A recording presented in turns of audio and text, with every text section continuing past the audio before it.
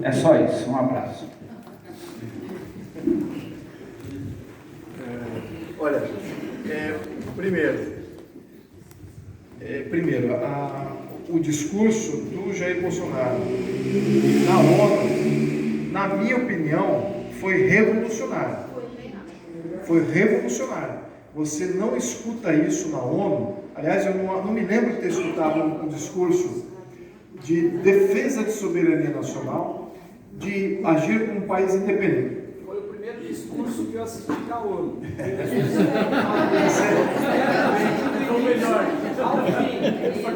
Pois é. Já Os pegou o discursos da topo. ONU, eles enaltecem aquelas coisas que são comuns, de sociedades regionais, de regiões, o que é comum a todos, aquela coisa. E por quê? Porque a ONU sempre quer se estabelecer como um governo supranacional. Eles já fazem isso, tá? De uma maneira indireta. Eles têm ONGs vinculadas à ONU, bilionários financiam essas ONGs, e a ONU, como um quadro legislativo bem qualificado, eles criam leis, e essas leis, através das ONGs, entram nos países. Então, de uma maneira indireta, a ONU influencia a legislação local, sem que a população brasileira tenha nenhum conhecimento do que está se passando, por que tem essa Agenda 2030, de onde veio isso? O povo brasileiro está ciente disso aqui? Quer isso aqui? Foi para a rua? Eu quero a Agenda 2030, isso é meu! Não é nada, você vem de cima para baixo. Alguém lembra de quando houve aquela querendo descriminalizar a pedofilia? Vocês lembram disso? Eu lembro. Durante 1 ou 2 meses, a Globo... Sim. Olha que interessante. A mesma coisa estava acontecendo na Europa, a mesma coisa estava acontecendo nos Estados Unidos e nos outros países da América Latina. Então, peraí, isso é uma demanda que vem da população brasileira? Tem gente na rua, grupos de pedófilos falando, temos direitos, queremos direitos como brasileiros pedófilos? Claro que não. Isso é uma lei que vem de cima para baixo para criar essa disrupção social, quebrar a fábrica que une os brasileiros, que une qualquer sociedade forte, tem família celular forte, qualquer sociedade, qualquer religião, budista, shintoísta, islâmico, judaico, cristão, todos na base de uma família. E o que essa lei faz? Ela destrói a família. Em qualquer sociedade, não é só na cristã. Então, eles querem exatamente isso, enfraquece as sociedades, e isso, por balanço, por contraponto, você fortalece esse poder supranacional indiretamente, de uma maneira invisível, extremamente maquiavélica. Então, o discurso do Jair Bolsonaro ataca isso no coração, ataca isso e fala assim, quem manda nos países são os povos daqueles países, e os povos daqueles países têm que ser representados soberanamente por seus representantes. Ponto final. É um grupo de Nações Unidas e não de nações que estão ali debaixo de um governo supranacional. Então foi maravilhoso, foi extremamente revolucionário. A sua segunda pergunta, eu esqueci, viajei aqui. A Marinha, com relação à Marinha. Eu vou dizer que meu conhecimento histórico, eu gostaria que fosse. Eu gostaria que fosse por causa disso. Seria muito bonito até recontar essa história. Bem provável que sim. Eu vou pesquisar melhor. Eu vou tentar até estabelecer esse vínculo, sem fazer fake news, tá? Eu fiz essa ligação a partir do momento que você contou a história da Marinha Monarquista que eu desconheci. Então sim. O que acontece aí na história do Brasil, só lembrando que a Marinha brasileira foi, na formação do Brasil, foi mais importante que o Exército, no início, né? Desde 1500, os fortes eram todos estabelecidos perto de bases navais, né? Seja em rios, como lá no Amazonas, etc., todo o norte e nordeste do país, eles estabeleceram através de corpos d'água, até no Rio da Prata, né? Tudo ali ao longo. Então, era uma força, de fato, colonizadora, ou seja, estabelecedora, de criadora de nação. Então, eles se viam aí com uma missão muito vinculada àquela missão do reinante, aquela missão do soberano, que era estabelecer ali um território e defender esse território. Então, a missão sempre foi essa da Marinha desde o início. Então, talvez tenha algum resgate aí a ser feito com relação a esse vínculo aí. Vamos ver se eu consigo encontrar esse documento aí que possa provar isso, não sei. Eu não sei quem está na ordem. Justamente. Pessoal, é o seguinte, nós estamos quase chegando às 9 horas. Eu queria lembrar que o Dom Luiz Felipe vai autografar o livro dele, vai ter uma fila, aquela coisa de gancho de autógrafos, vai ter uma fila, vocês vão poder falar pessoalmente com ele, né? Então eu gostaria de abrir só para mais 2 perguntas, e as pessoas que... Não, 3 perguntas? Então tá, tem o senhor, tem esse rapaz aqui, e tem aqueles rapazes ali também, né? Nossa, é assim, eu vou dar essas prioridades que eu falei, porque aqueles que não puderam perguntar agora, podem falar com ele ali pessoalmente, tá bom? Vão poder falar com ele pessoalmente, podem conversar, ele vai estar autografando e tal. Então quem é o próximo da fila? Esse rapaz aqui. Boa noite, tudo bem? Eu também sou quase equidente, sou de Petrópolis, viu? Meu nome é Thiago Ramos. Em relação à lei Jim Crow, quando a gente fala em relação à lei Jim Crow nos Estados Unidos, na segregação racial, como se fala disso, você estava falando sobre uma linha, né, uma linha do tempo, que a cada sociedade se passando paralelamente com a sua Constituição antiga sendo renovada, não renovada, mas sendo amadurecida, a gente vê uma evolução. Então, você tem um paralelo de uma linha tênue o tamanho do Brasil com o tamanho dos Estados Unidos, sendo o Brasil sendo muito maior e salientando a fragilidade dos Estados Unidos. A pergunta que eu quero fazer é a seguinte: hoje, eu não sou comunista nem socialista, não acredito nessas coisas, de acordo com a lei do Durkheim, então não subsiste socialismo, não tem como existir. Mas como você vê o resquício que é deixado na sociedade negra no Brasil, quando a gente imagina, não mas na realidade o negro pobre, mestiço, o cara que não tem dinheiro, está ferrado, mora nas favelas, não tem acesso à boa educação, tirando os meus filhos, que eu vou tirar São Caetano. Mas a gente está falando de uma forma geral. Como é que a gente pode impactar de forma benéfica o Brasil nesse momento, do teu ponto de vista? Perfeito. Excelente pergunta. Eu até já sugeri isso lá no Rio de Janeiro, e quem foi contra essa minha proposta foi a esquerda.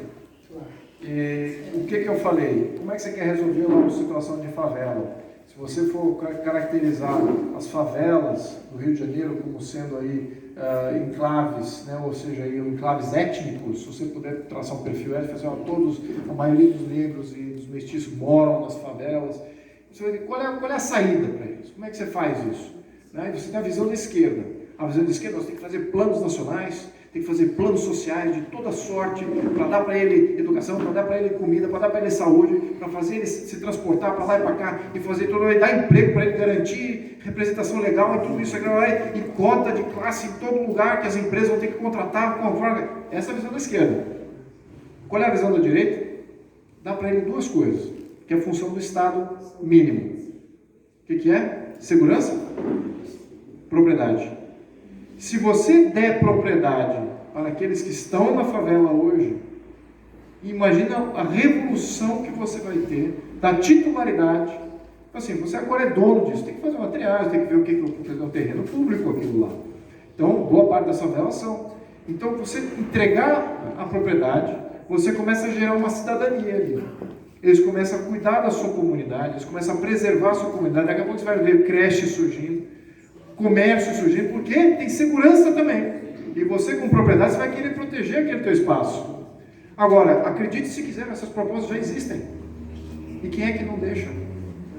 As câmaras legislativas do Rio de Janeiro, as câmaras das assembleias estaduais do Rio de Janeiro. Não só do Rio de Janeiro, de São Paulo também. Por que eles fazem? Por que eles fazem? Por que a esquerda não quer deixar que a sociedade das favelas se floresça e dê riqueza? Imagina o seguinte, imagina você criar um plano agora de propriedade em Paraisópolis. Você dá a titularidade daqueles terrenos, fala assim, poxa, tá bom, você recebeu lá a titularidade, mas eu não quero fazer nada com isso. Mas de repente aquilo tem valor, você pode trocar, você pode vender aquilo. O incorporador pode olhar e falar assim, poxa, eu quero fazer aqui um mini shopping, eu quero fazer aqui uma área comercial. Ele vai poder comprar essa área. Agora não pode fazer nada. E eu digo mais, você vai poder também pagar algum tipo de taxa de serviço para melhorar a qualidade de vida ali também. IPTU. Porque tem muito tempo, mas isso faz parte da prática de dominação. É muito mais fácil você estar com a dominação do que com a educação. Exatamente. Então, eu não tenho solução mágica para nenhuma classe. Eu tenho uma visão para o que é melhor para todos. Uma vez que você coloca uma classe acima da outra, uma classe menos favorecida da outra, e cria políticas para uma e não política para outras, é aí que começa a esfacelar a isonomia perante as leis.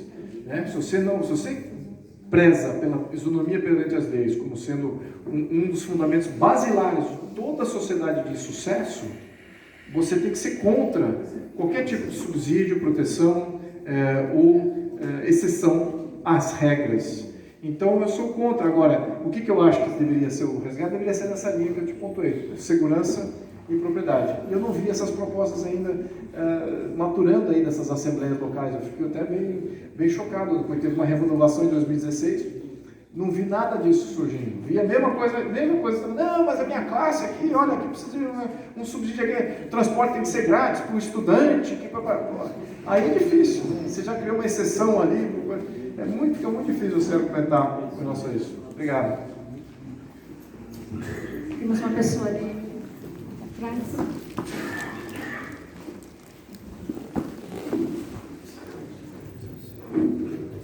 Boa noite, Luiz.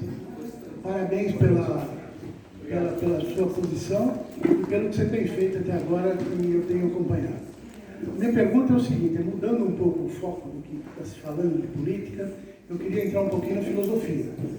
O que você acha dessa corrente que nós estamos tendo com alguns filósofos aí dizendo sobre o combate ao comunismo cultural? Ele é realmente importante? Como você vê que deve ser combatido?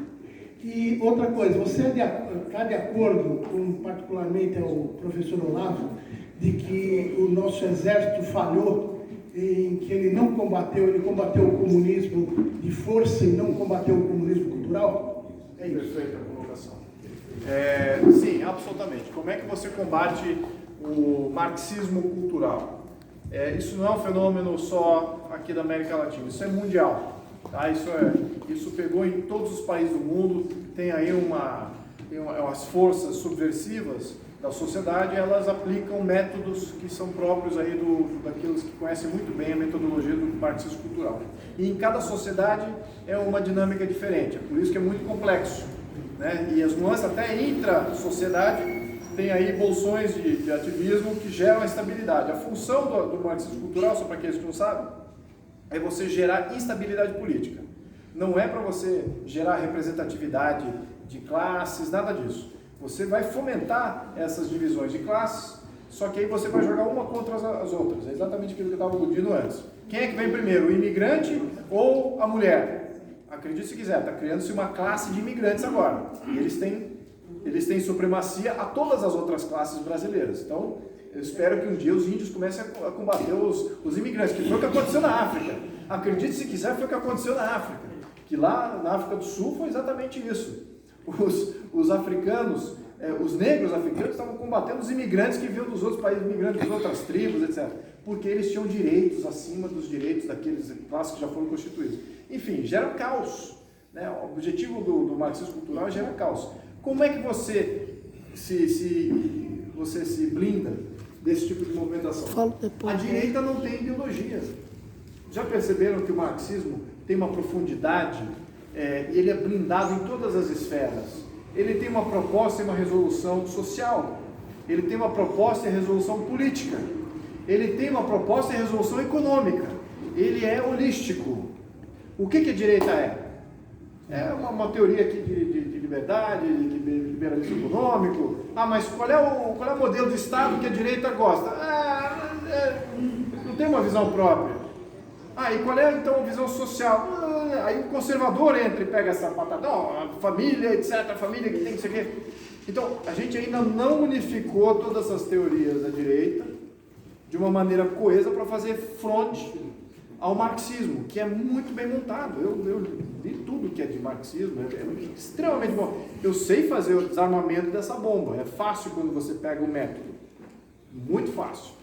Mas Você precisa entrar bem dentro da teoria e saber como é que o outro lado pensa. É uma questão complexa, não é uma questão que você vende com uma redução meme. Assim, é assim que você combate com o marxismo cultural, está aqui o meme. Não é assim, é muito mais robusto. Então, a direita ainda não tem essa robustez ideológica, sobretudo no Brasil, em que você ainda não tem um partido conservador, ou mesmo um partido liberal de verdade, que defenda essas teorias com alta profundidade, indo até o máximo do impacto e capaz de debater exatamente de uma posição totalmente radical, mas razoável ao mesmo tempo.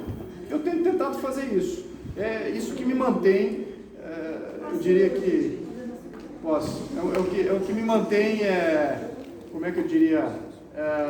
Motivado. Porque firme. É minha brincadeira. A minha brincadeira é sentar com o cara do PT, sentar com o cara do PSOL. Eu só estou lidando com os Quinaglia. Eu consigo dar uns zerinhos em volta deles. Federal. Eu consigo dar alguns zerinhos em volta deles. Poxa, olha que bacana. Consegui o cara concordar comigo numa coisa que é minha e ele sendo do PT, defendendo o marxismo. Olha só que bacana, consegui dar aquela nó no cara. Isso me entretém. Então agora, quantos outros deputados vão ter que gostam de fazer isso como hobby, né? Eu não sei, mas enfim, a gente precisa ter, essa ideologia está aqui, ó. Né? Se eu pudesse, eu não tenho a eloquência ou a capacidade do Olavo ou de outros escritores de colocar isso em livro e de formar aquele conjunto de obras para dar essa visão geral. Eu não tenho esse talento, né? Eu não sou escritor. Eu falei, o Olavo falava, você não pode se candidatar, você não deve se candidatar, não entra para esse negócio de política, porque tem que ser ativista. Eu falei, mas Olavo, eu escrevi esse meu livro agora, duras penas, eu não sou escritor. Eu gostei de escrever, foi bacana, mas agora eu não tenho aquele meu prazer de ficar escrevendo, talvez como ele, ou ficar lendo, como ele também faz, e eu não tenho. Então, tem que ser alguma outra pessoa para pegar isso, alguns outros autores aí para fazerem esse conjunto, né? Ou um partido para reduzir isso em um estatuto bem enxuto e a prática se tornar uma realidade, né? E dessa prática você começa a destrinchar qual é a ideologia, né? Então, mas temos que ter uma ideologia da direita, sim. E eu acho que entra assim na livre iniciativa e entra também na defesa da família. Essas duas coisas são fundamentais. Boa noite. Ele está comentando o fato do exército que o exército combateu a força e não combateu isso é um ponto problema, né? Porque eu acho que as Forças Armadas hoje, ao menos aqueles que eu tenho tido contato lá em Brasília, eles não pensam da forma que eu estou pensando aqui. Eles não representam o que eu estou falando aqui. Eles estão mais para um lado do PSDB, que é em linha com a Constituição brasileira. A Constituição brasileira é social-democrata. Ela é comunista gradual. Socialista. Ela é socialista gradual. Ela, eventualmente, deixando a Constituição rolar solta, teremos um Estado... O Exército e a PF, a Polícia Federal também. Eles pensam até em desarmamento, são desarmamentistas. Eles não são... Isso eu já cheguei em comissões e já dei bronca em almirantes, generais, brigadeiros, sem a mínima... Eu falei assim, olha... Sem o mínimo pudor. Temos 16 mil quilômetros de fronteira, é impossível que a gente vai ter... Para. Como assim impossível? Olha, a Rússia tem muito mais... Tem uma extensão muito mais vasta e tem um controle. De fronteira. Tem 17 países que fazem fronteira e países imensos, como China, Índia e nucleares. Como é que você... Isso que é menor em PIB e em população que o Brasil. Como é que você fala que o Brasil é indefensável até essas fronteiras? Isso é papo de Fernando Henrique Cardoso, que quer entregar o Brasil à região da América Latina. Ele sempre quis isso. Ele queria ser presidente da ONU, então ele instituiu dentro dos militares ali do alto comando essa visão meio globalista, meio entreguista. Eu falei, não, de jeito nenhum, temos que rever essas premissas, temos que fazer comparações. Brasil-Rússia, compara Brasil-Rússia. Na próxima audiência pública, quero ver alguém do Exército comparando Brasil e a Rússia. Por que a gente não está fazendo a mesma defensoria de fronteira como a Rússia faz? Porque lá eles são extremamente efetivos. Lá um chinês não passa lá na fronteira em hordas, né? Fala, vamos para a Rússia, vamos lá. Nada disso, ali tem um controle rigoroso. Então, como é que funciona? Vamos implementar aqui também. A gente vai ser bom para a cidadania brasileira. Não para ser xenófobo, mas para você controlar narcotráfico, terrorismo, contrabando de armas. Tudo isso que está matando a sociedade brasileira. Então, eu estou meio antagônico agora com o Exército Brasileiro, totalmente de acordo com essa afirmação aí do lado. Boa noite. Chegou a minha vez. Bom, Melate, eu queria te dar uma sugestão. A próxima começa às 8 da manhã. Senão não vai dar. E nem precisa começar com história, com palestra, nada. Já começar com o povo já colocando. Então, primeiro, parabéns, está chovendo no molhado. É uma grata satisfação conhecê-lo no meio dessa política, né, tão esquisita, para não dizer suja, né? Eu não sei se meu filho falasse, eu quero ser político, eu não sei se eu batia nele, mandava prender ou qualquer coisa, porque os vizinhos dali uma semana já ia falar que ele era desonesto, um monte de outras coisas aí que a gente ouve, né? E muitas vezes, te ouvindo, a gente percebe que tem salvação ainda o mundo, tá? E que Deus te dê saúde e paciência e coragem para continuar nessa linha e nos defender. Que pena que aqui não está o Heliópolis. Que pena que aqui não está o Paraisópolis. Só nós estamos ouvindo isso aqui. E nós não temos força para levar isso para frente, infelizmente. Esses interesses que foi colocado e você tão bem conhece, que eu não conheço, mas já tenho raiva, né, de ver os interesses. De repente você abdicou de todas essas benesses que tem lá, que muitas vezes elas são necessárias para isso aí. Eu fiquei 55 dias agora no Nordeste e presenciei tudo isso aí que você falou. É lamentável. As pessoas, sabe, já pegando lá o petróleo, lá, que diz que é da Venezuela, e todo mundo lá no Lula livre, sabe? Então, e não tem condições de você conversar, não discutir, você falar qualquer vírgula, ao contrário. Então, nós somos alguns Brasis mesmo, essa é a grande verdade. Agora, eu percebo que, isso é particular, né? Deve ser só eu, que já tiraram o estopim da granada. Só falta ela explodir. E eu não estou preocupado em questão de livro e Constituição, essas coisas, porque isso demora muito. O povo precisa de uma resposta já. O povo precisa trabalhar. Sabe, o povo precisa honrar a família, chegar em casa e poder o pai ter a cabeça erguida. Essa é a condição primeira que eu acho que vocês políticos precisavam criar, apesar de toda essa dificuldade. Eu não sei se esse caminho que está seguindo, nós vamos chegar a um ponto interessante, num prazo muito curto. Eu queria te perguntar o seguinte: o que fazer junto à população para que eles possam entender o que nós estamos entendendo aqui, para sair, para que eles possam ter um pouquinho de esperança e poder lutar por esse Brasil? Tem uma volta desgraçada para falar. A resposta curta é que rebobine essa apresentação, a gente vai ter a resposta do que fazer.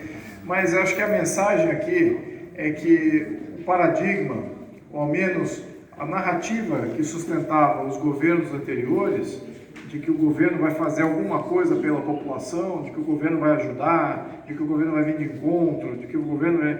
Eu já digo desde agora, o governo não vai fazer nada por ninguém.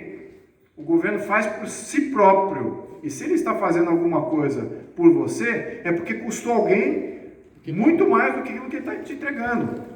Então, organizem-se, resolvam seus problemas vocês mesmos. Se o governo não está deixando você resolver o seu problema, essa que deve ser o seu pleito, esse que deve ser a sua revolta. É aí que você tem que interferir, porque dessas atividades locais a gente não tem comunidade a não ser aqueles que estão em favelas.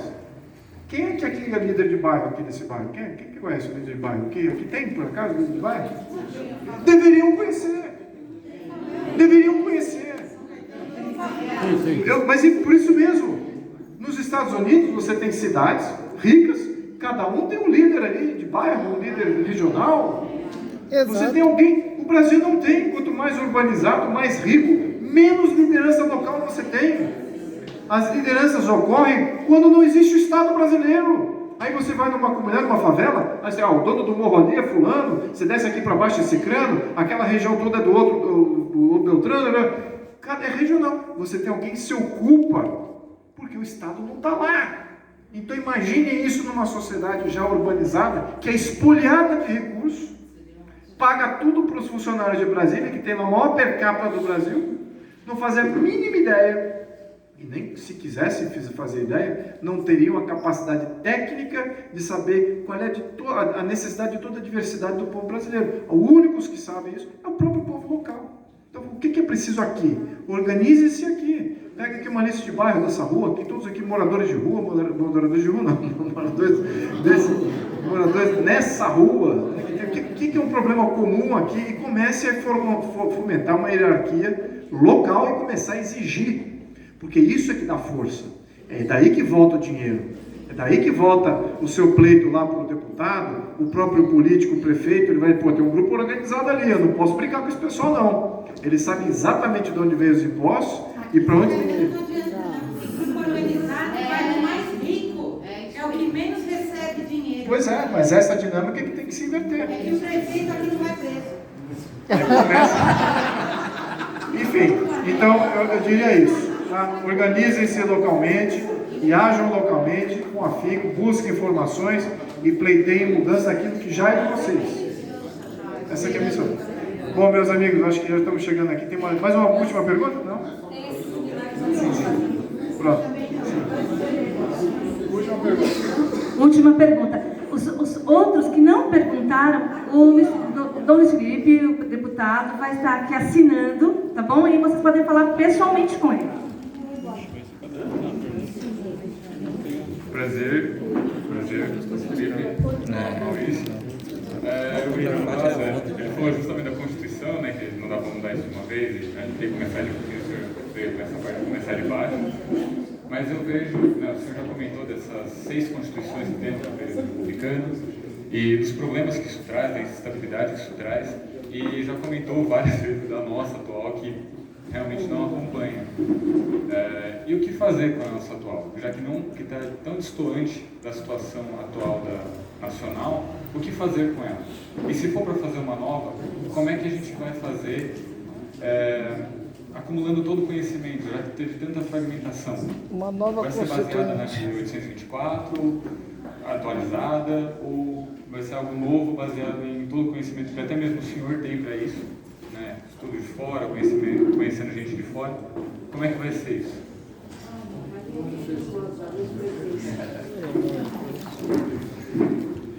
O que fazer com a atual é 1001 atividades, exceto governar o Brasil.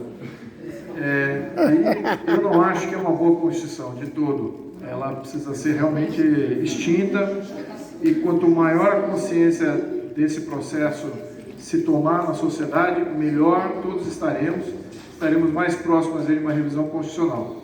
Então, eu acho que ela realmente não serve para nada. Eu tentei fazer alguns projetos de lei lá, muito importantes para as cidades, muito importante para os legisladores, até estaduais, dando mais poder ao legislador estadual sobre várias coisas, e a Constituição não deixa. Ela não deixa. Assim, a própria Constituição fala o seguinte: eu não posso perder poder. A Constituição não pode se destituir de poder, que é o que ela precisa fazer para que a gente tenha um Brasil mais livre. Então, temos um problema aí grave constitucional. Então, uma nova Constituição tem que estar surgindo aí no horizonte, na vontade pública, cada vez mais. Como fazer essa mudança? Eu tenho uma ideia, tá? Eu conversando com o Cavalhosa, porque ele está em simbiose, ao menos, no processo. Talvez não estejamos extremamente alinhados aí nas visões de Estado, e ele talvez seja mais socialista, eu não. Mas, o que eu acho? Menos, ele é uma pessoa honesta, com que a gente possa discutir sobre o processo de fazer essa mudança. E eu acho que temos que popularizar a Constituição antes. Ela tem que ser algo mais divulgado, a população precisa ler. Não precisa vai fazer, o povo vai fazer. Não, o povo não vai fazer nada. O povo nunca faz nada. Quem sempre faz são as elites, aqueles que representam áreas, aqueles que representam grupos. Vocês são uma elite. Quantas pessoas tem aqui? 50, 60? Não tem toda a população de São Caetano aqui, não é? Então a população de São Caetano não vai fazer nunca uma mudança.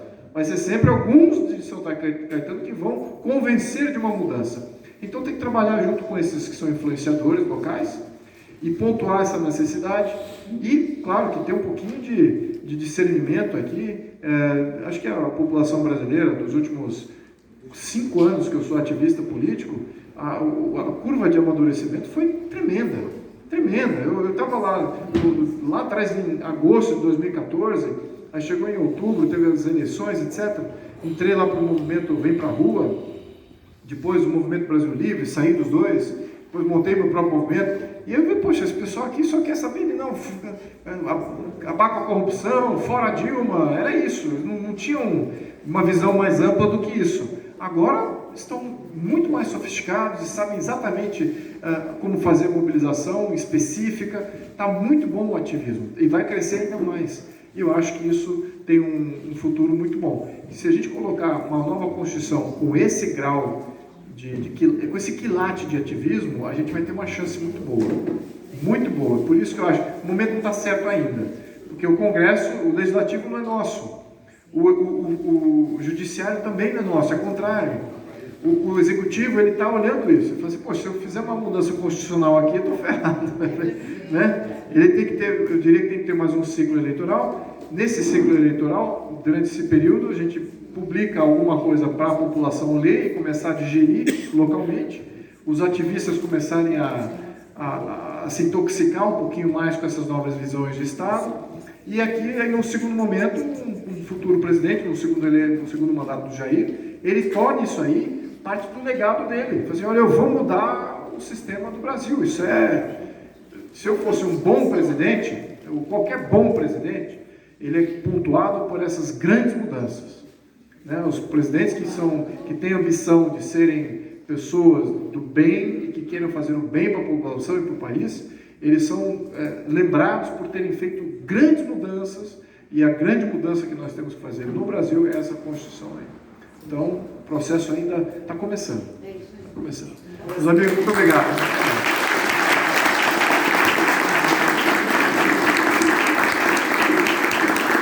Bom, muito obrigado pela presença de todos. Eu quero agradecer a presença de diversos empresários da cidade, o pessoal do Núcleo que também está aqui, o pessoal da direção da Associação Comercial que se fez presente aqui. Eu acho que aprendemos muito aqui, o Dr. Jaime, que nos brinda aí também do PRTB, nos brinda com a sua presença, o Franklin, gente de Santo André, enfim, muita gente esteve presente. Eu quero pedir que a Andréia venha sortear o livro agora. Vamos ver quem é o sortudo aqui que vai ganhar os livros. Vai. Faz aí, Andréia. Seja justo, hein? Senão vai dar CPI, já tem um deputado aqui que assina, hein? Pelo amor de Deus. Diga lá.